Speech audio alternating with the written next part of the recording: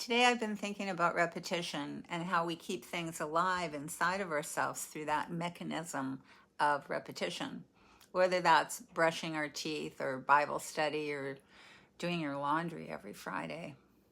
Repetition has a real tendency to eventually begin to feel mechanical, effortful, and heavy, especially when we're struggling. You've experienced it, right? In the realm of everyday living, the gym membership, flossing your teeth, eating on a healthy food plan, meditation practices, journaling routines. You do well for a while, you practice daily, maybe even use a checklist. I know I do. You have accountability, you have support circles, all well and good. And then at some point, things begin to disassemble. A missed time here, a few more days missed there, and then suddenly you're not doing the thing, whatever it was, that held so much promise. And this happens in spite of knowing the science of habits and behavior change. In short, why is it when we know so much do we continue to struggle? When human beings are hurting, and honestly, who hasn't been there in one form or another at one time or another, we often respond by trying to implement a strategy, right? An improvement plan, a science-backed life hack, a productivity system, a meditation practice that we hope will finally quiet the mind or make us feel better. I'm not against any of those things. Many of them are and can be genuinely quite productive and supportive. But I think sometimes what happens is that even very sincere healing work can slowly begin to feel like another thing that an already exhausted mind is trying to carry. Or at its best, it unravels before we're able to sustain the long-term benefits of the practice itself. For me, there came a point, and this is a very alive point right now, where I always come back to my actual foundation. And that foundation is orientation. It's not a hack. It's not a fix in the commonly understood sense. Now, that doesn't mean I don't understand the importance of repetition. Of course I do. Repetition is how we learn. Music, it's one of the many ways I play better. It's how I learn brush control in painting, discern more subtle values. Those of you who've studied classical painting or drawing may know something called the Apelles line. It's a place where form begins to turn. You only figure that out by repetition. Repetition helps us to turn form, develop skill, build pathways and habits that support the kind of life we actually want to live. And in many ways, the same thing is true with conscious awareness. But over the years, after shaking all the rattles and banging on all the drums and trying many forms of meditation, spiritual disciplines, what ended up working best for me wasn't really another practice. It was an orientation. And if you've followed me for any length of time, you probably know where this is going. It changed everything because orientation removes the pressure of conscious awareness becoming or turning into yet another thing I have to achieve correctly during the day or before bed or first thing in the morning. I already have many things that require discipline and repetition. There are many forms of repetition woven throughout my days. And what I've noticed is that all of those things function way better when they're being held inside a wider field of conscious awareness. Because conscious awareness isn't another demand. It's not another self-improvement project.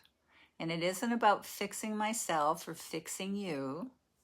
It's more like remembering the ground beneath my feet and all around me. Something that's always been there, always will be.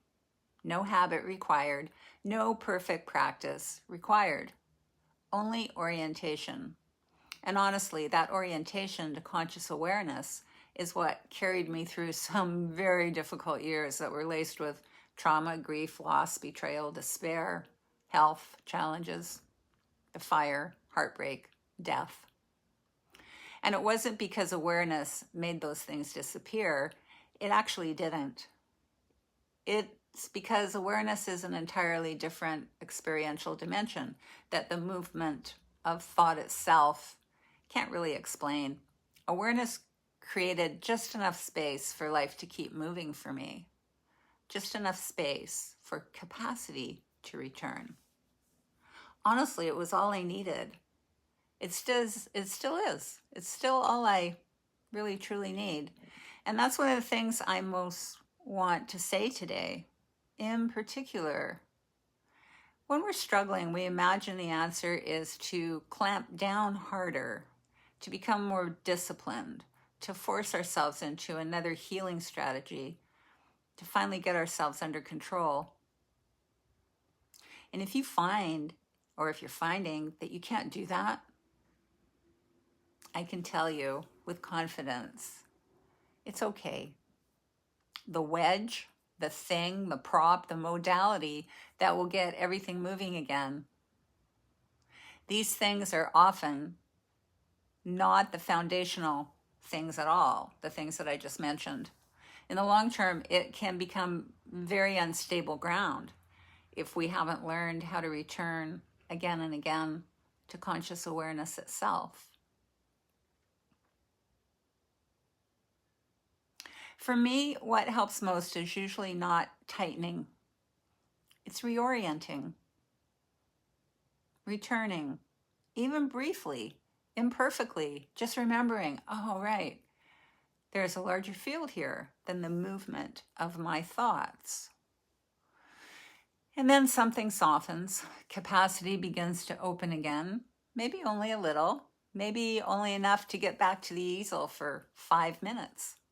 But truly, 5 minutes, it really matters. I see this even in learning cello again. I was never a practiced cello player. And right now, part of my learning process is actually extremely repetitive and honestly pretty dry. I put a piece of tape around the cello neck to help orient where my thumb and second finger need to land.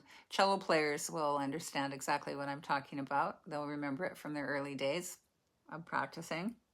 And at this stage, my muscles still don't consistently remember where they're supposed to go. So I repeat it again and again and again. And at times it can feel like nothing is happening. But I understand that this is part of developing a relationship with a very complex and beautiful instrument. Over time, the body begins to remember. Neural pathways form, muscle memory develops. And what's interesting even there with my cello, with painting, with turning form, what helps me most is not tightening against myself, it's orientation. Remembering the wider field of conscious awareness. Because when I reorient there, something opens again. Capacity returns. I can begin to implement my practices for a time. Curiosity returns, patience returns. The learning becomes alive again instead of merely mechanical. So even with cello, even with paint, even with pastel. So that's really what I wanted to share with you today, that the orientation itself has immense value, immense holding power. Because even if you step away from it, you get lost in the mind, and honestly, who doesn't? It's always still here, right here, again and again. A turning of attention toward conscious awareness, even for a moment, it's worth gold from my perspective. That action doesn't make us perfect, and we aren't meant to be. But it does allow us to stand in the fire of the working mind with all of its thoughts and feelings, and from there, implement whatever practices or modalities, teachings, or disciplines that genuinely support our lives. From orientation, foundationally, not from thinking alone.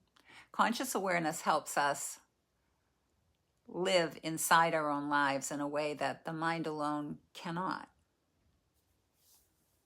If you'd like a deeper experiential dive into this, just go ahead and click the link below in the comments section or in the description to join the free 7-day email orientation. I've created it for you. It's called Coming Alive Again, From Overwhelm to Steady Ground. Thanks for spending time with me here today. I'll see you soon.